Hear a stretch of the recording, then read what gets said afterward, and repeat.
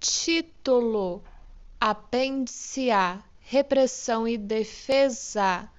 O relato que Freud faz da história de seu uso dos dois termos talvez seja um pouco confusa e, seja como for, merece ser ampliada.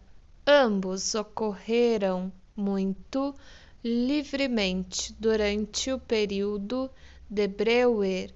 O primeiro aparecimento de repressão Verdrangunge foi na Comunicação Preliminar, 1893-A, e o de defesa Abher foi no primeiro artigo sobre The Neuropsychosis of Defense, 1894-A. Nos estudos sobre a histeria, 1895, de repressão apareceu cerca de 12 vezes e defesa um pouco mais que isso. Parece ter havido certa discriminação, contudo, entre o emprego dos termos repressão parece ter descrito o processo real e defesa o motivo dele. Não obstante, no prefácio à primeira edição dos estudos, os autores parecem haver equacionado os dois conceitos, porquanto mencionaram sua opinião de que a sexualidade parece desempenhar um papel principal como motivo para defesa, isto é, para reprimir ideias da consciência. E ainda mais explicitamente, Freud, no primeiro parágrafo de seu segundo artigo sobre The Neuropsychosis of Defense, 1896b, aludiu ao processo psíquico de defesa ou repressão. Após o período de Breuer, isto é, mais ou menos a partir de 1897, houve uma redução na frequência do uso de defesa.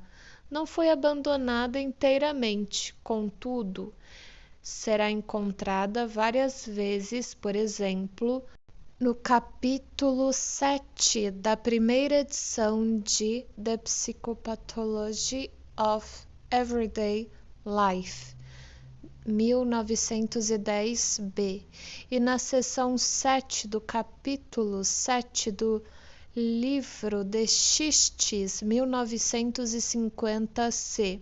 Mas repressão já estava começando a predominar, tendo sido quase exclusivamente empregada no caso clínico de Dora, 1950, e nos três ensaios, 1905d.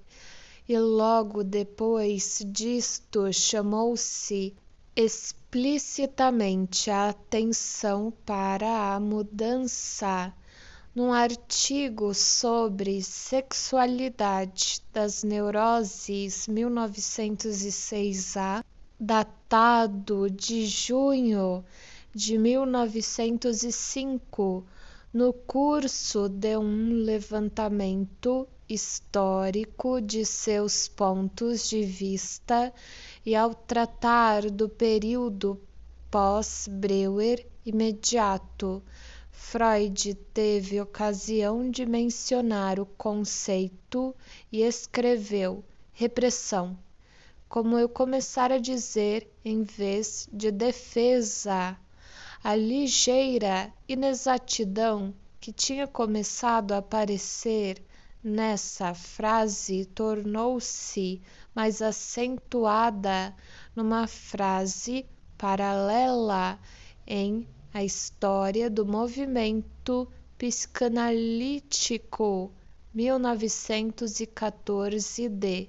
Aqui Freud, mais uma vez, escrevendo sobre o término do período de Breuer, observou: encarava a própria divisão psíquica como o efeito de um processo de repulsão que naquela ocasião denominei de defesa e depois de repressão.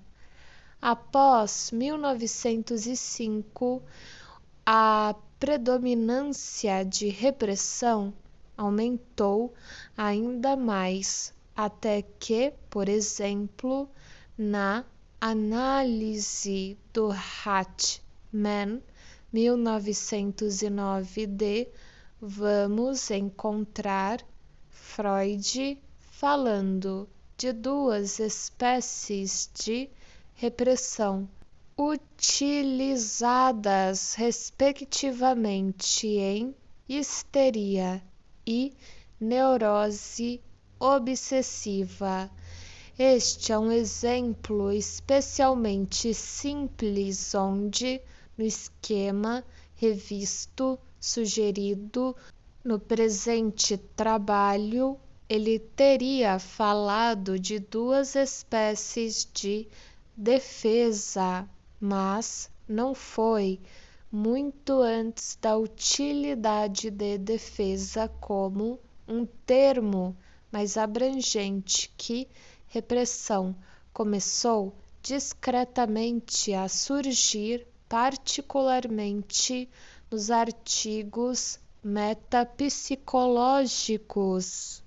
Assim, as vicissitudes dos instintos, um dos quais somente é repressão, foram consideradas como modalidades de defesa contra eles. E mais uma vez, projeção foi mencionada como um mecanismo ou meio de defesa. Somente 10 anos depois, contou no presente trabalho, é que se reconheceu explicitamente a conveniência de distinguir entre o emprego dos dois termos.